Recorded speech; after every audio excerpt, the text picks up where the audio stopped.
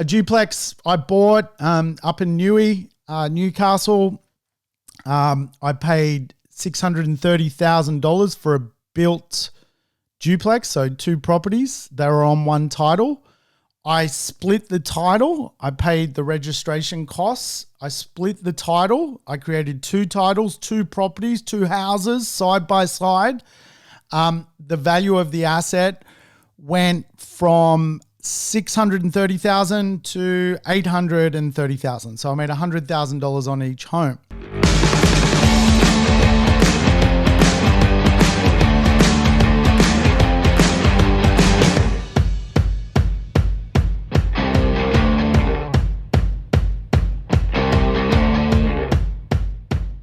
Welcome to the Urban Property Investor. I'm your host, Sam Saggers, here to help crack the code of real estate wealth. Today's show, a code cracker, we're going to dig into the idea that equity matters, and we are going to work out how to equity farm. Yes, we're going to create equity from today's show. We're going to look at some of the strategies, the pros and cons of those strategies when it comes to accelerating your wealth through buying real estate and creating equity out of the real estate you buy.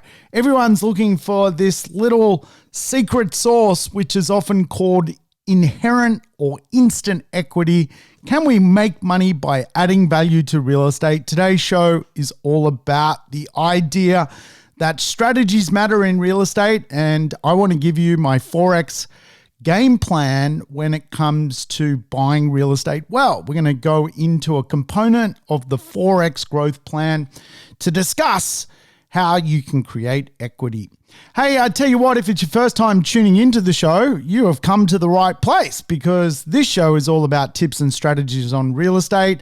And of course, all my episodes I've done are lessons on real estate, so feel free to go back if you like. And as listeners know, make sure you play the show in double speed. I don't sound crazy or like a chipmunk. I think it's important to get your life back. You don't want to spend the next hour with me going slow, so speed me up. Hey, guess what just happened to me?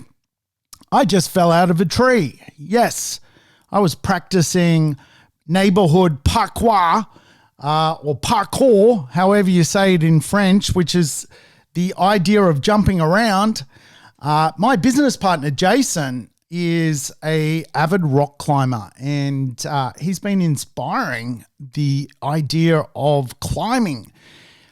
He has a goal actually to commentate at the 2032 Brisbane Olympic Games as the commentator for the indoor rock climbing sport, which is just amazing.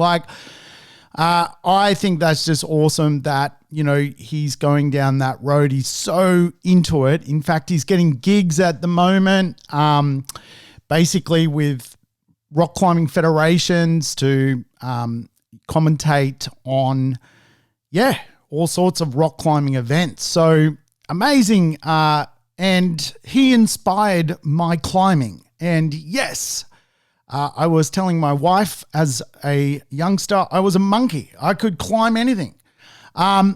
Once in London, I was trying to date a girl, and she liked me, I like her, and I stumbled home a little bit intoxicated, and she lived on the 8th floor of an apartment complex, and foolishly, I actually climbed up a drain pipe to the 8th floor to tap on her window and do the Rapunzel, let down your hair. And she was blown away. I was blown away.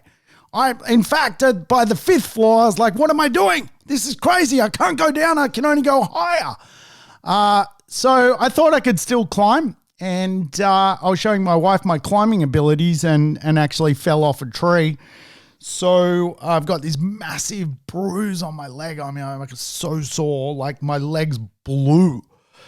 So I can't climb. My business partner's a climbing commentator, and today's show is about creating your own equity, which I think is absolutely one of the puzzles when it comes to property investment. Now, I will caveat the idea of creating equity kind of sometimes fools people into doing unnecessarily real estate deals. I think the idea that, we can buy something, make a little bit of money is so attractive to people, but never underestimate the value of long-term investment. In fact, I think a lot of people cheat themselves out of the opportunity to make a lot of money out of real estate by overcomplicating it with doing extravagant deals, which just put them in a position where they own kind of blunder real estate. It's not always the case, but we tend to,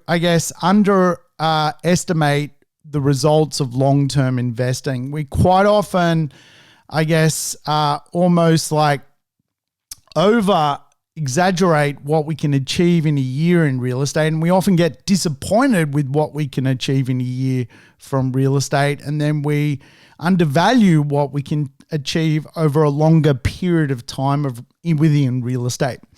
So it's very common in real estate to adopt a buy and hold strategy. I'm a big believer in buy and hold real estate because if you track the mathematics of real estate, it compounds on itself. So the longer you typically own a property, the longer the compounding effect of that real estate ownership generally equals a result from real estate. And, I often hear sort of people go, well, I just bought a property 2 years from now. Did I buy the right property?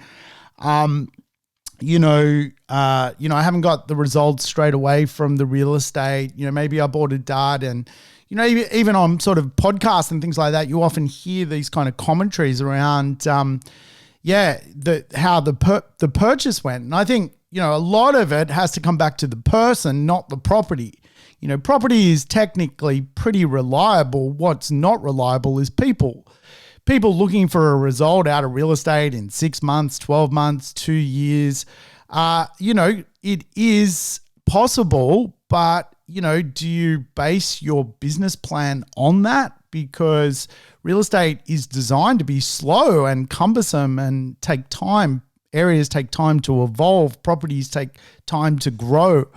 So, if you are holding on to a property and it's a good property and it's been 3, 4, 5 years, it's pretty normal to get, a moderate amount of growth, but over 10 years, 15 years, 20 years, an accelerated amount of growth. And the simple reason is compounding interest.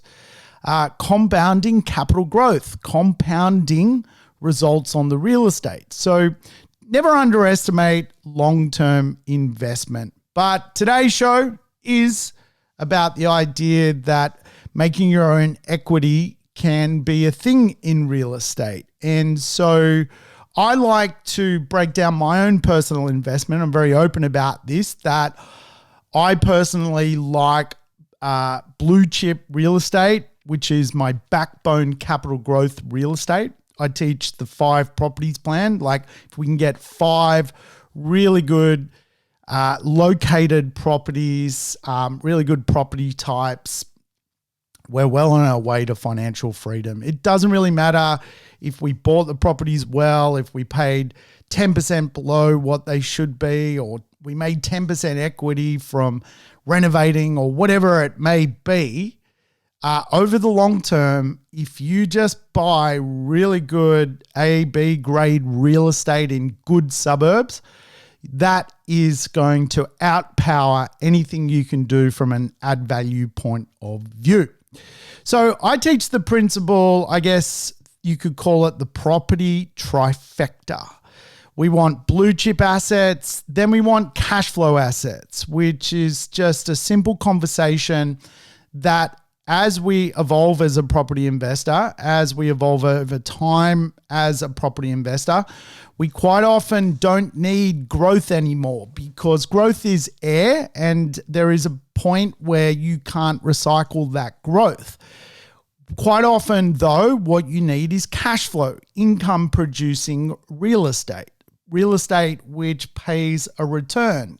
Positive cash flow properties. Now, again, positive cash flow properties quite often conjure up the conversation, well, to find positive cash flow properties, you have to go to low growing marketplaces where nobody wants to live and get a high rent because there is no real estate that is, genuinely nice in those areas. So if you own something half decent, you're going to get a good rent.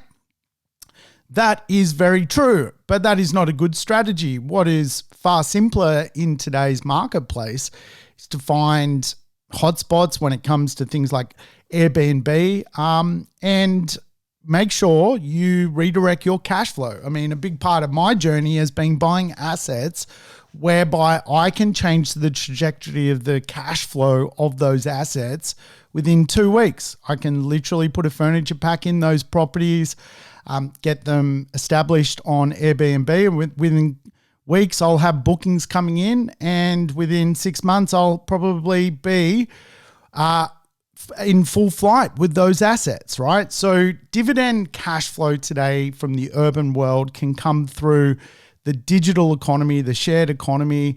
Doesn't need you to take huge risks anymore to go out to weird mining towns to find positive cash flow properties. And of course, the final part of the trifecta, if you like, is what I commonly do, which is basically syndication. So team up with other people, we joint venture, we develop, and we flip properties doing it that way. And the reason why joint ventures are better, I think, than going it alone is you're just capable of getting exposed to bigger deals with far less risk. The idea of me personally going out and spending $10 million on a development site by myself, I'll be honest, that kind of scares me. Doing it with 20 other people kind of doesn't scare me because it's safety in numbers, but it also allows you to buy much bigger and better deals where, of course, the add value of those deals is superior than poking around with a hammer and a nails and, replacing a kitchen bench top. So I do it that way. That's just the strategy I've built for myself. I help other people do it. I do blue chip real estate, backbone. That's your backbone.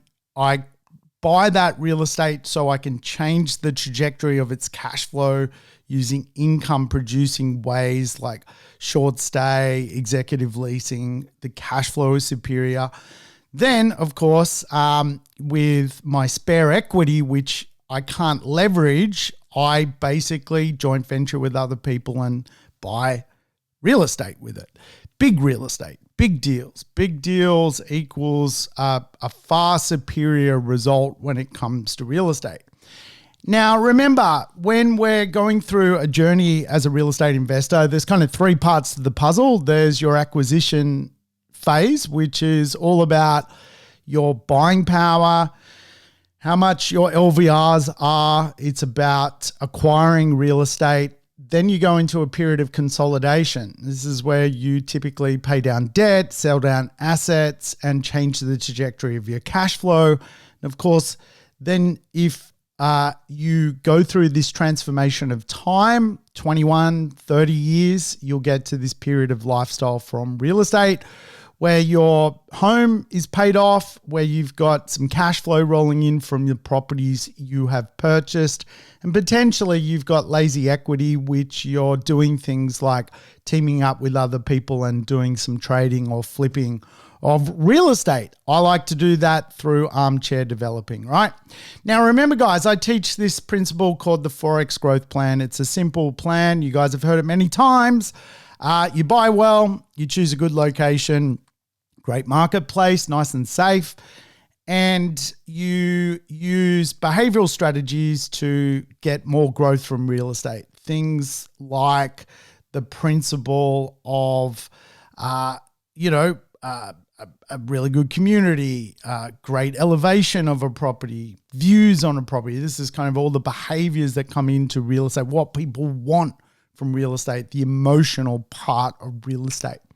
Now, if I was to analyze out of 100% how important deal making is as opposed to a great location, great market, or the behavior of real estate along the journey adding a lot of value to the real estate. I would say doing a deal is actually the least important. It is the least important.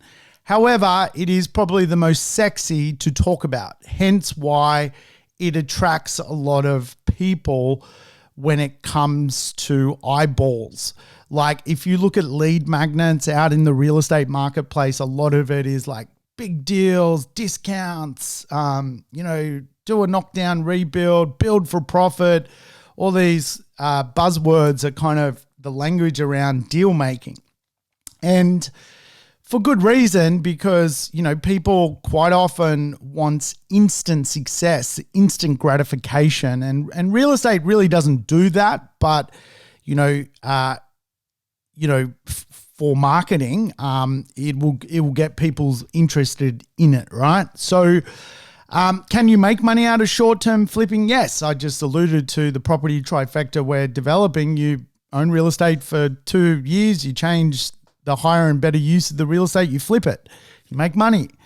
But I'll go through sort of what is possible. I've done a lot of these strategies, but just wanted to flag, and the reason I harp on about this is, I've been around doing this for a long time, so I kind of understand where you make the money out of real estate.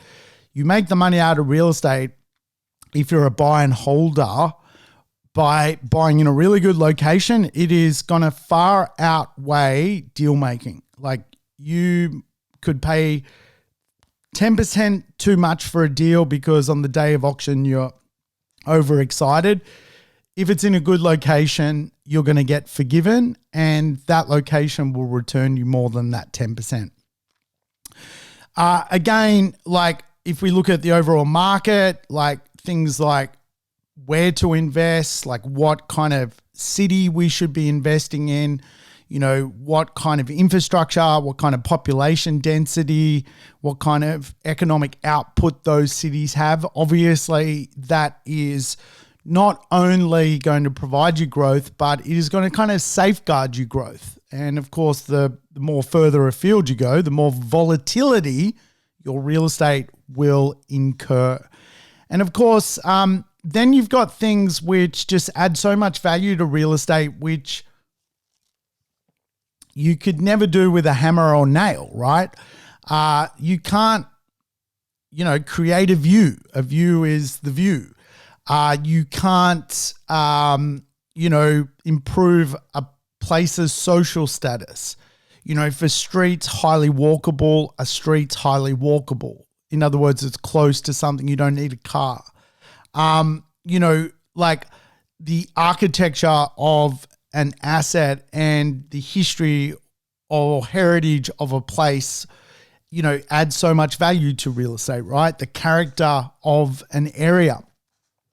So again, like we go into this kind of principle where, a lot of the focus is about how we buy the real estate and the deal type we choose to buy the real estate, when really the major amount of growth you're going to get from real estate is boring. It's location, it's the type of niche elements that the real estate location has on offer. It's some of the influences behaviorally you're going to get from real estate by how that real estate looks and feels and connects with the landscape. And of course, it's the market. The market does the lion's share of the work for real estate investors. We've just been through a big stimulus shift, a structural shift in Australian real estate. You could have, it far outweighed the growth you would get by, doing a quick little coat of paint and a renovation, right? It's just the way it is. But deal growth is a thing. And when you buy real estate, if you can buy it well and make a little bit of money, you're absolutely going to be off to the races as long as you connect to a good location, good market, and good behavioral growth. Like if you're a buy and holder. If you're a flipper, then you're obviously trading real estate, and that's a business to itself. And of course, with some of the costs of trading, particularly when it comes to stamp duty, taxes, capital gains tax. Australia is not the best country to be in the business of really buying, trying to hold, then flip real estate. It's not designed for that because you get chewed apart by taxes. Yes, you can do it through a development mechanism, but it is still obviously taxed a lot. And the reason why bigger deals are better is just there's bigger margins to accommodate for things like taxes. So you actually can make money. So the amount of people I've seen do sort of home add value strategies which actually end up adding no value, they'd just be better off, not doing that deal and wasting their time, blows my mind, right? So let's break down some of the types of deals you can do to add some value in the real estate marketplace.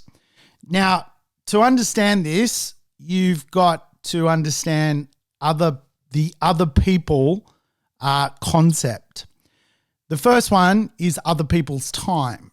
The second one is other people's money.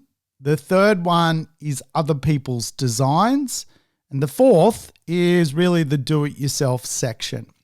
So if we were to look in the other people's time section of the Forex growth plan, that's things like using pre-construction real estate off the plan. You're basically using time, other people's time, in this case, the vendor's time, to control real estate. You obviously do that with a low deposit and you control the real estate.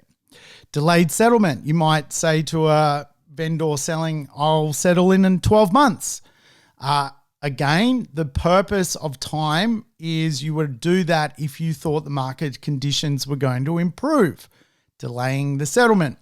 Land banking. Again, like a lot of real estate out there is really land value only. And again, for a lot of property investors, if they can control that land before they have to activate upon it, before they have to build on it, and they've got a long period of time and the market is going in the right direction, it's obviously a way to squeeze value out of real estate.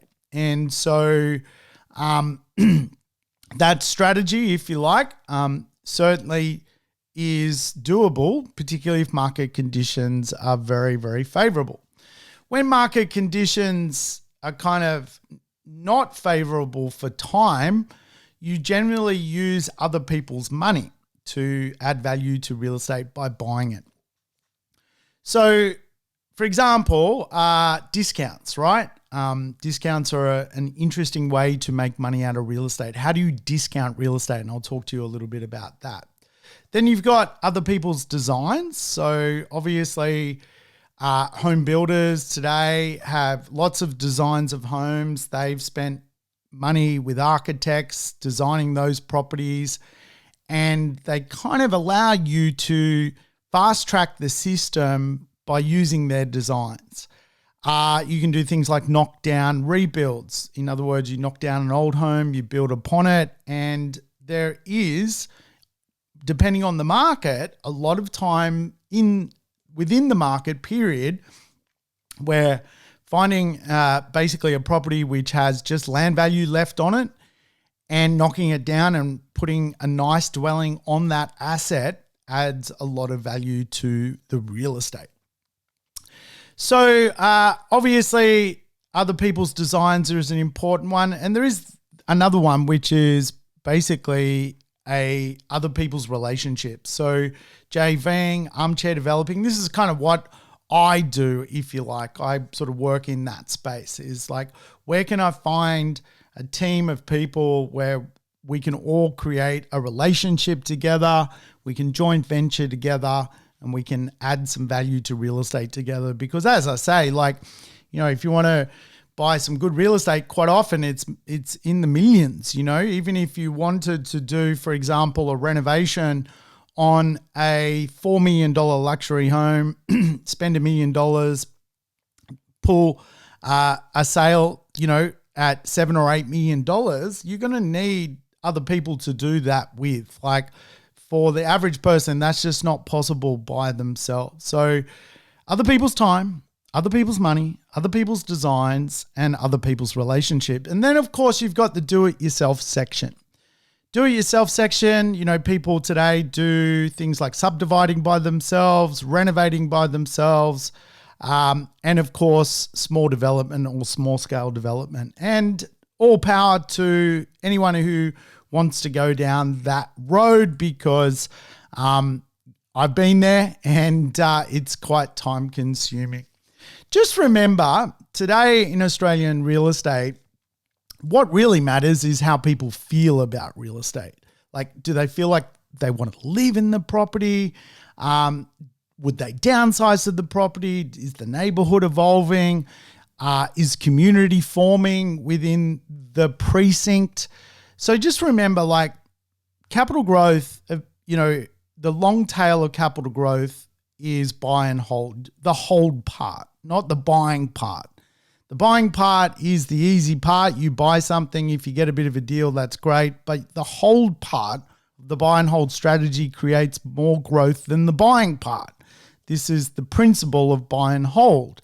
The holding part is where the growth comes from and where you create some serious wealth from real estate. Remember, if you were to break down the compounding effect of real estate, the first sort of third of it is low compounding. But then the middle third, things start to improve. And by the final third of your ownership of real estate, the compounding effect of capital growth obviously compounds on the first 2/3. So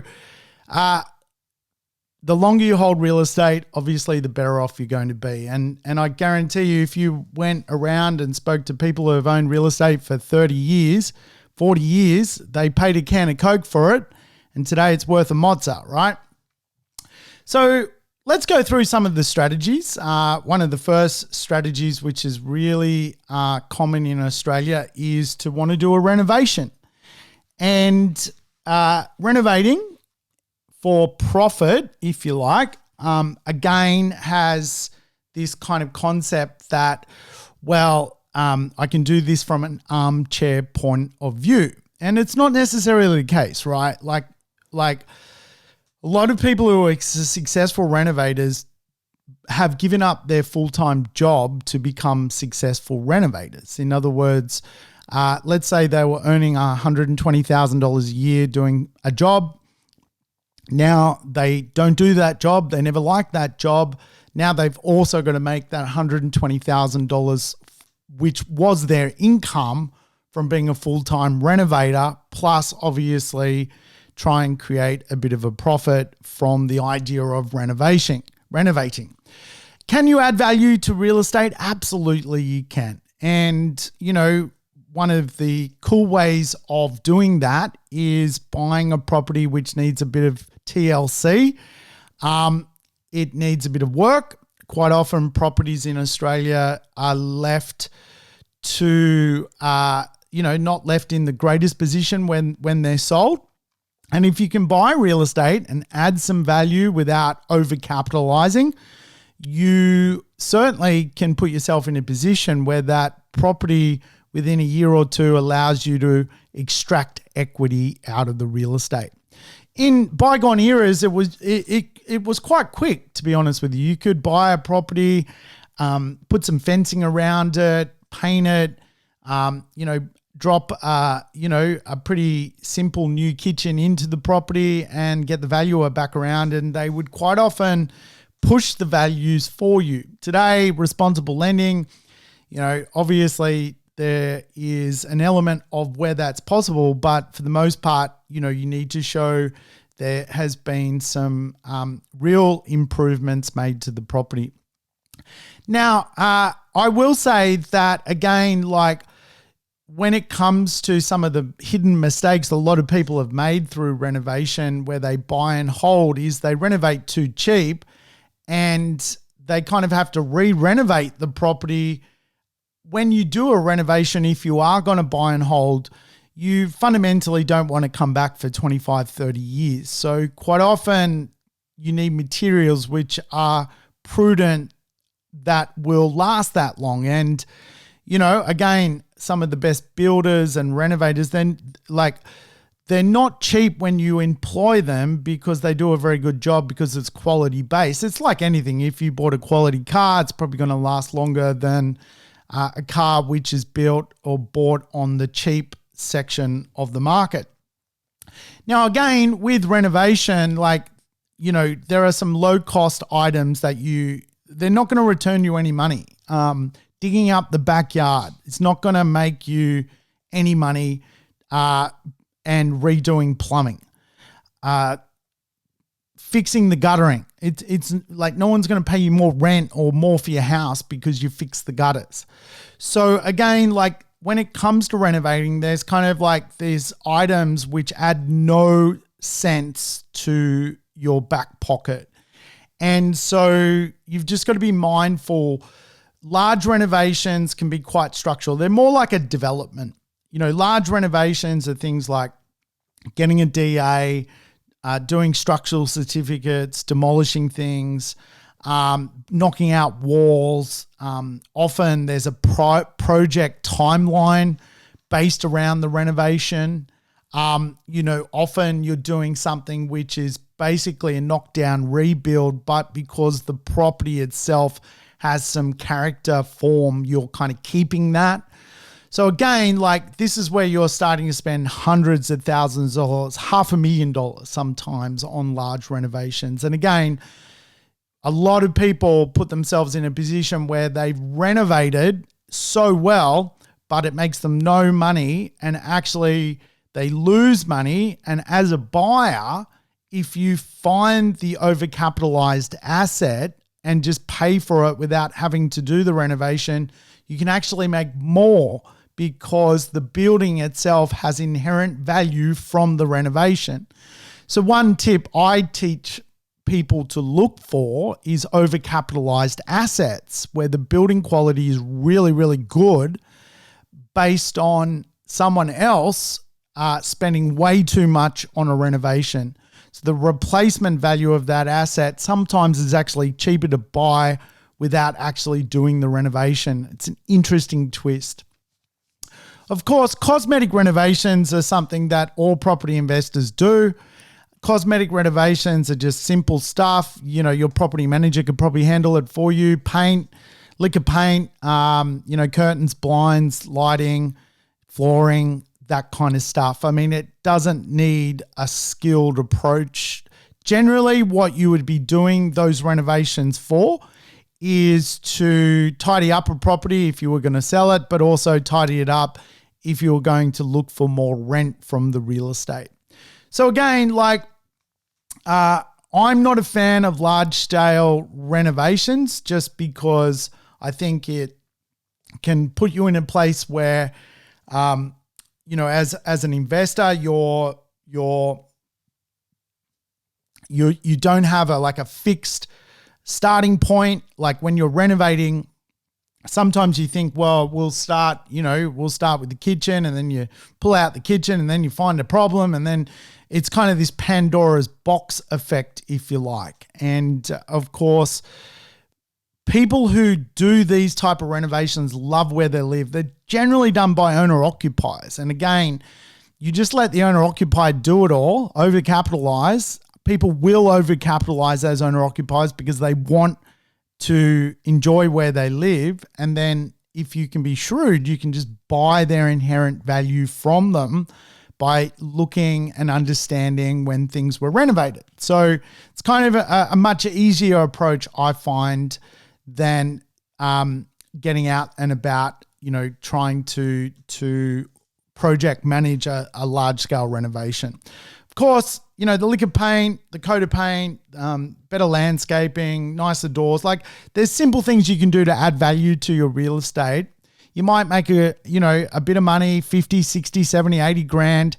That's great. As long as you're doing it in a location where you're going to get future capital growth, that's perfect. And you don't want to renovate stock which is dying, that the market basically goes, well, why did you just renovate that property? Like, should you should wreck it. You should put the wrecking ball through it, because again, you're just throwing more good money after bad. So I would be, very, very wary of the idea of just, buying a property and then sitting at your laptop trying to renovate it and extract equity out of it with the hope of, somehow retiring. Now, personally, when I renovate, I use the 4X growth plan, but I create the 5th X, which is I buy a property, I buy it well, I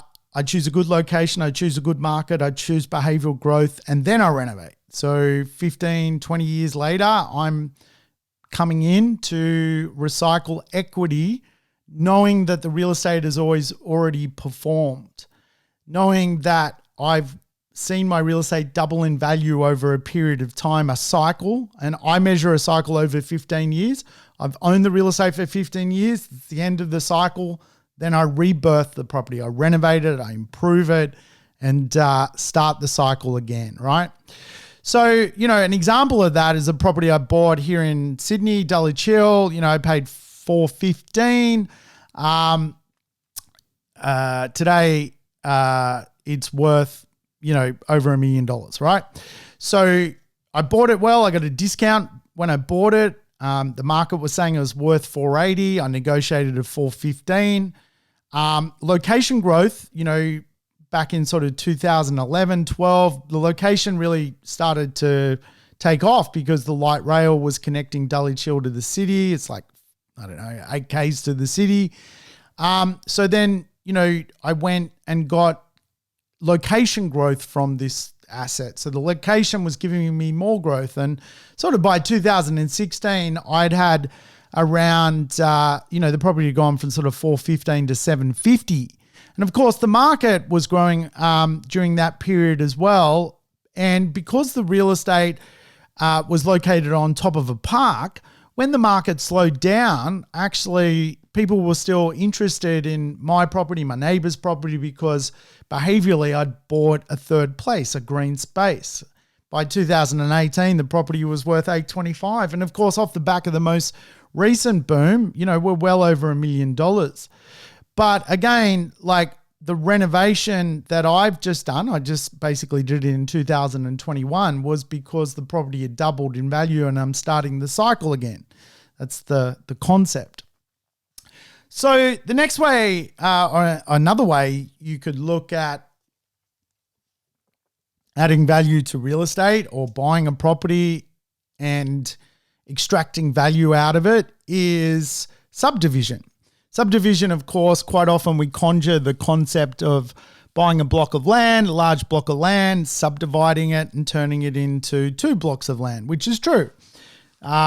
Sometimes a lot of Australian real estate, the 1/4 acre block, if you like, the way it's shaped is it creates battle axe blocks. In other words, you can buy a property if the house is positioned perfectly and there's a way to get out into the back of the property and create a driveway through to the back of the property, there may be a spare block of land. Now, probably about 20 years ago when I was investing, there was a lot of big blocks around in urban areas. And today, like there's a few around, but less than what there was, because obviously development control plans have changed over time. When I was growing up, the 1/4 acre block was a thing.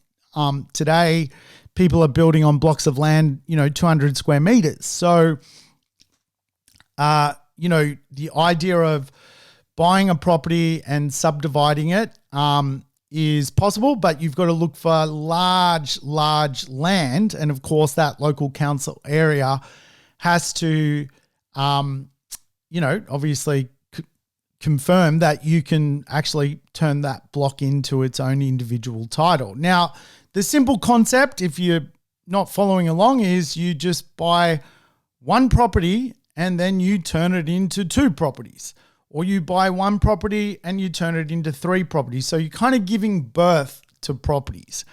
And again, with the land sizes being shredded across our major urban areas, for the most part, I'm not seeing a lot of splitter blocks, which are just basically, you turn, one into two.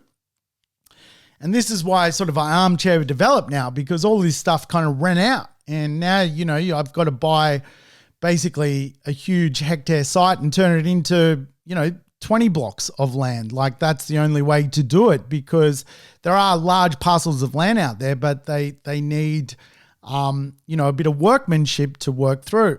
Recently just did 29 blocks of land in Wynnum West, right? Like literally had to buy, almost like the size of a small football block of land to turn it into 29 blocks. I would have been happy buying one and turning it into two, but they're tougher to find in the marketplace. Not impossible, but again, it's just obviously what has also unfolded is sellers tend to put a value on that now. Once upon a time, it was very common for a seller to add no value to the subdivision price. In other words, they wouldn't really comprehend that you could even subdivide, and they'd put their property on the market. The real estate agent wouldn't put a price on the subdivision value. Today, now the real estate agents are putting prices on the subdivision value. Another way to subdivide is to buy duplexes or triplexes, basically built real estate where there's two properties on one title or three properties on one title. Generally, if you can buy two or three, you can still get residential lending. When you buy a block of flats and there's 4 flats on one title, your loan to value ratio drops. So you have to, go and get a loan at 60%. So you might have to put 40% into the deal. When you buy a duplex, you can still get 80 or 90% lending, and triplex is fairly similar. So, I was looking at a fourplex today. There's one up in Townsville. It was $700,000 for 4 flats. Now, it's not where I would want to own real estate. It's, location, market, behavior probably doesn't tick the boxes for me. But it was 4 properties on one title. Obviously, you need to go and get, you need a bigger deposit to buy that asset. The banks do not see it as liquid, but you could turn those 4 properties on one title into 4 properties on 4 titles. That's the principle. Now, I'll just explain a duplex I did, right? This is one I did in 2011. I've used this strategy a few times as a trader.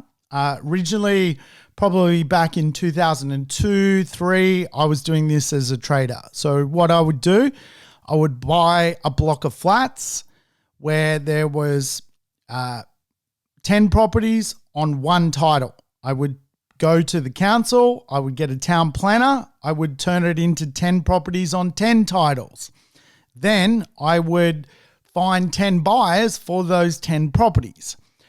In doing so, I'd trade and make money. But as a buy and holder, which is, suggest to everyone, is where the money is to be made from real estate, not just trading and so forth. Trading is an add value to a buy and hold strategy. A duplex I bought up in Newcastle. I paid $630,000 for a built duplex, so 2 properties. They were on one title. I split the title. I paid the registration costs. I split the title. I created 2 titles, 2 properties, 2 houses side by side. The value of the asset went from $630,000 to $830,000. So I made $100,000 on each home. But the assets today are located in a good suburb, in a good neighborhood, nice spot, good. Newcastle's a great place.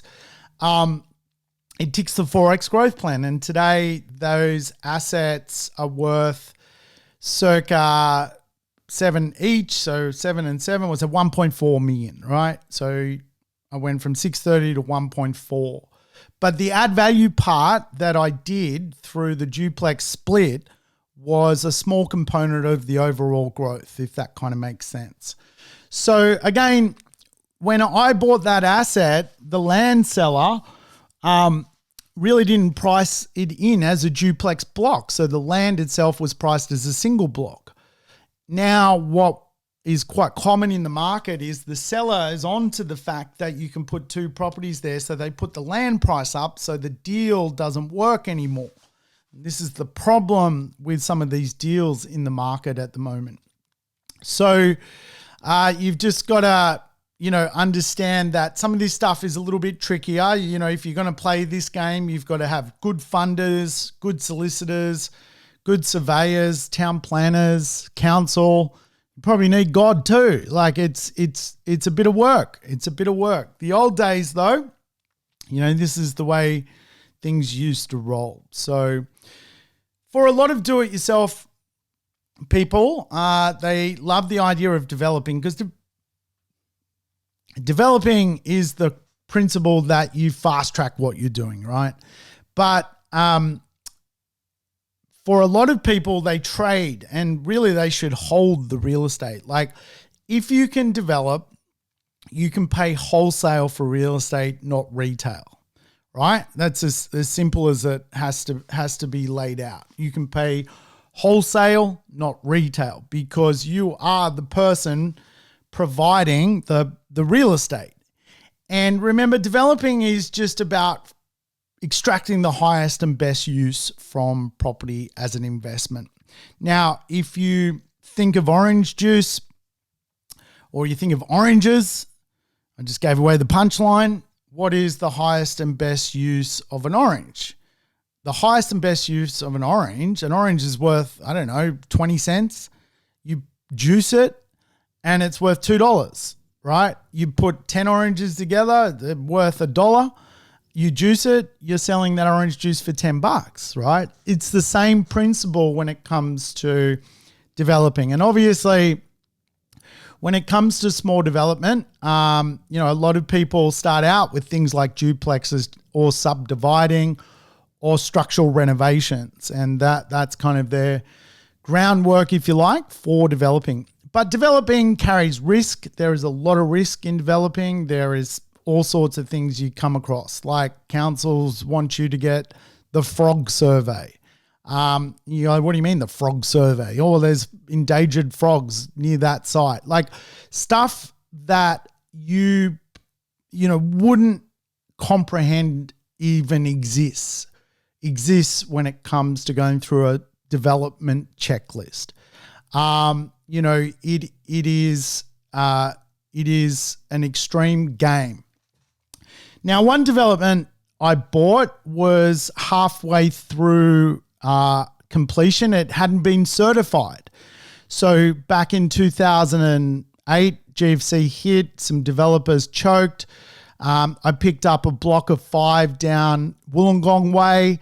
The developer basically hadn't had the asset certified. I picked it up, and at the time to borrow the money to do that development, the interest rate was 18%. 18%.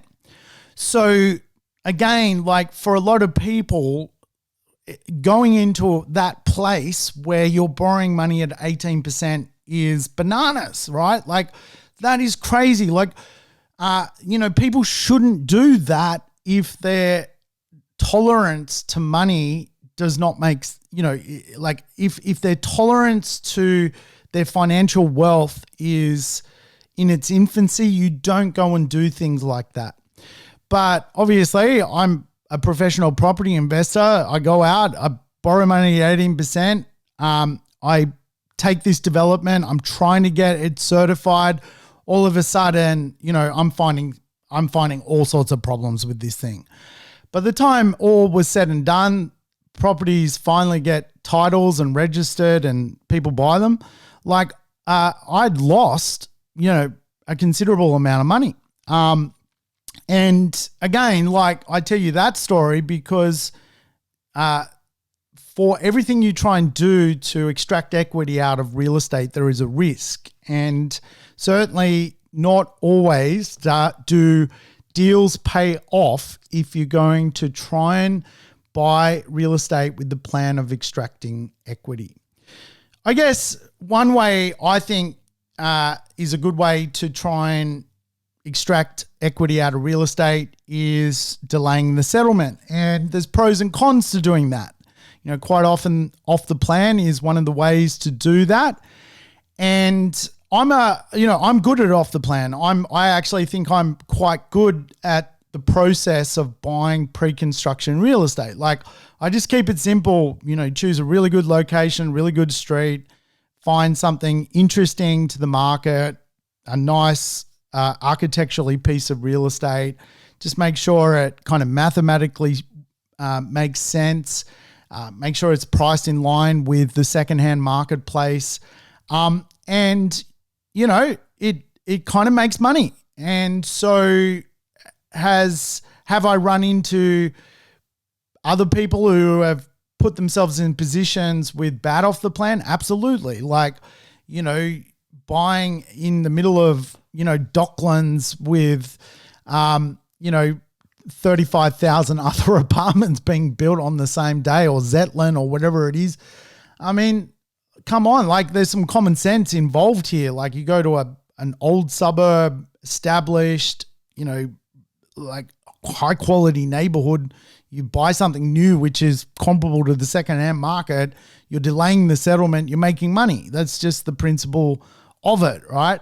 So delaying a settlement and off the plan, if done well, can make people money. And certainly over the last couple of years, people have made some pretty good money out of that kind of process. Interesting. Like I helped a client buy in Collingwood and they use pre-construction off the plan. They're just settling actually at the moment. And, beautiful street, heritage street. You walk down the street and you're like, wow, like, am I back in like 1885, there's some really good history to some of our suburbs, which quite often is overlooked in real estate. That precinct, the Foy and Gibson precinct. I mean, the Foy and Gibson precinct, these were Australia's first retailers. So you're walking through some of the most beautiful heritage Australian architecture has to offer. And, interesting story. One of my clients bought a property there in a really architecturally interesting building, pre-construction off the plan, and she bought one for her daughter. And her daughter basically was, 16 years old, right? And you're like, what do you mean you're buying one for your daughter? In Victoria, you can nominate a contract. So in other words, if you're unable to settle, but you have someone else who can settle, you can sort of pass the contract on to that person without stamp duty implications. So it's called a nomination. And so the mum basically for the last 2 years has been teaching her daughter about money while this building is being built. And the daughter has been asked to save and put, her pocket money away and be responsible. And lo and behold, the property obviously registered. The nomination from the mother to the daughter occurred. The daughter, in her 18th year, albeit with a personal guarantee from the mother, is now the proud owner of a rockstar property. And you think, wow, like 18, like how blessed would we all be to go through that journey and learn about money at such a young age? Like we all leave the school system financially illiterate. This kid is now owning an asset and, has learnt the power of good money behavior. And on top of that, the real estate has gone up. So she's instant equity at 18 years of age. I think we could run a case study on her, come back in 10 years and see what it's all about. I think the simplest way to add value to real estate is just buy the damn stuff well, right? Just pay a good price for the property. There is so much real estate which is priced in favor of the buyer instead of the seller. If you just, I'd rather get, a $50,000 discount than try and do a $50,000 renovation to make $50,000. Like, I would just simply prefer to use negotiation rather than a hammer and nails. Like, that's just the way I am. Call me late. I just fell out of a tree. Like, how am I going to renovate, right? And again, it's not to say, particularly if you're like a chippy or an electrician or something, you're probably really good at that stuff. I'm like, my hands are like lady hands, like they're beautiful hands. They've never done anything. So, I'm not doing that stuff. It's as simple as that. And so, there's people who are better at than I am. And if that's your vibe, go find those people and make sure you listen to their podcast. I'm just briefing you, and a lot of that is based around my personal experiences.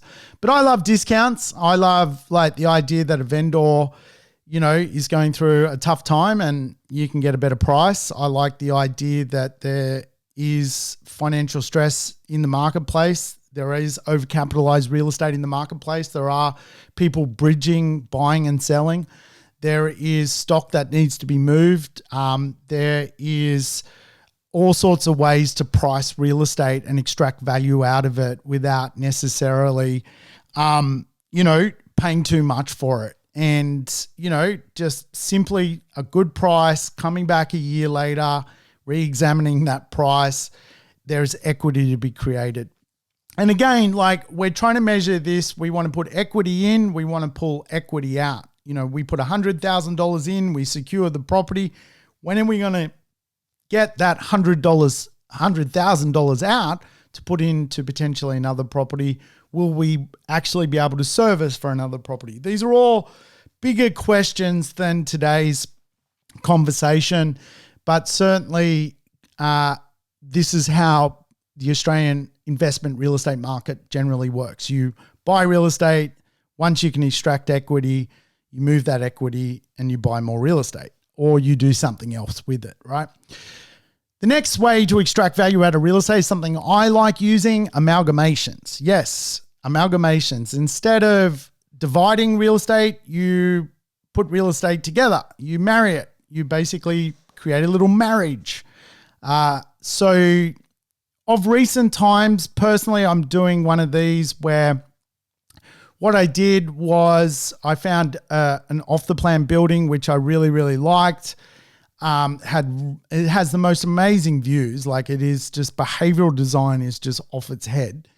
Obviously with an apartment, if you can get a view line, you're going to make money, because that's the advantage of an apartment, is quite often the view line.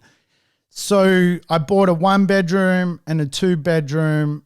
What I noticed in the area is the premium people pay for 3 bedrooms. The reason being is, of course, the downsizer market and family market can live in 3-bedroom apartments. They're obviously far more livable for small families, and or the downsizer marketplace. Generally, there's less of them. If you want to understand the most undersupplied real estate in Australia today, it's 3-bedroom apartments. Because there's no supply of them, no supply of good ones, I basically got a 1-bedroom and a 2-bedroom. I just actually walked through the construction of it the other day. Absolutely beautiful. Got the best photos. So how did that come about? So basically what I did, I bought a 1-bedroom. It was like $325,000. I bought a 2-bedroom. It was $600,000. So I'm in it for $925,000. And there's comparable sales in that marketplace for 3 bedrooms over $1.2 million. So how am I making money? I'm doing a bigger deal. I'm marrying 2 titles. I've had to pay about $8,000 in council sort of cost for the development to be reconfigured. The end line value or gross realization value of the asset is over 1.2. So I paid basically $9.15 plus stamps. So let's call it $1 million. There's a 20% return in the deal. Technically, I could extract equity out of that deal. I probably won't do that, but I will hold that real estate. The point of that deal is not to necessarily, yes, I bought well, I've made money by doing that strategy, but it's more also the location, the city, and the view or the behavior is just, it's going to create more equity. It's going to create more growth. It's going to work over time. I'm a long-term buy and holder with this kind of stuff. So for me, yeah, I made money doing the deal by amalgamations, and there's ways to do that as well. So again, I think it's easier to do it from a startup concept rather than buy 1 bedroom and a 2 bedroom in an existing scheme and knock out a wall. It's just easier by using other people's designs. This is where we go back to this concept: other people's money, other people's time, other people's designs, other people's relationship. I just use other people's design, the architect and draftsman of the seller. And so literally I just had to pay $8,000 and I got what I wanted, and I can see the value in the marketplace. So a really, really good way to think about adding value to real estate. Another way you can add value to real estate is often what we call basically installments, right? Or rent to buy. Now, I bought a property up in the Gold Coast. I was unable to. It was on the market for a little bit of time, and we made an offer to the seller that we actually become the renter there, and we could put a small office in the home, have some of our team which live in the Gold Coast, use the property. And for 4 years, we would rent it, and we would have an option to buy it at the end of that 4 years. Now, the cool part about that deal was, yes, we rented it at market rent. We paid extra installments so that the seller basically ended up holding a 20% deposit. So at the time, we couldn't afford to buy the property. We had no lazy equity floating around. So we decided, well, how about we rent the property and we put in trust, 20% deposit over a 4-year period, plus pay the seller rent. And they agreed. And 4 years later, we bought the property. And the property obviously went up in value because it was 4 years had passed. And the cool thing about that deal is our next door neighbor wanted to do an amalgamation on us and ended up amalgamating our asset. We ended up actually selling it. This was one I did as a joint venture. And we ended up selling it because we got a really good price based on an amalgamation, which is an interesting byproduct of that. Looking back, I think I should have held that one, but it was one way to do it, right? So there are ways to buy real estate and extract value using different ideas. And of course, one of those is the idea of options, property options. Now, an option is just a legal instrument which allows you to control real estate without owning it. It's a very, very common in development, if you like, to option something and then take control of the real estate and basically, but not actually own the real estate.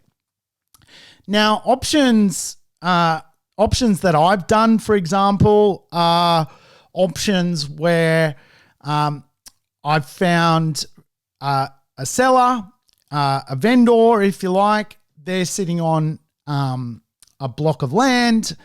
They basically can't develop the block of land because they're just, murra and pa kettle. They don't have financial ability to do it. So what generally happens with an option is you offer people a price more handsome than what their property is worth, they grant you the option to form a development application over the land, and you incur all the costs to basically push that development through council. Once the development goes through council, and you feel satisfied that you want to proceed as the option holder, you can then buy out the landowner or the vendor, or you can even on-sell the option to someone else to buy out the landowner or vendor. So options, again, they're a little bit more mainstream when it comes to finding the highest and best use out of a site which has no DA in place. But again, a really good way to extract value out of real estate, but complicated. And I will say that, again, I think unless you're, willing to perhaps work in the real estate industry, things like that are just way, way too complicated for someone to do as an armchair investor from your laptop. Like finding options, knocking on doors, it's a full-time gig, that stuff, and it can pay handsomely, but again, it's a little bit outside of most people's comfort zone when it comes to real estate ownership.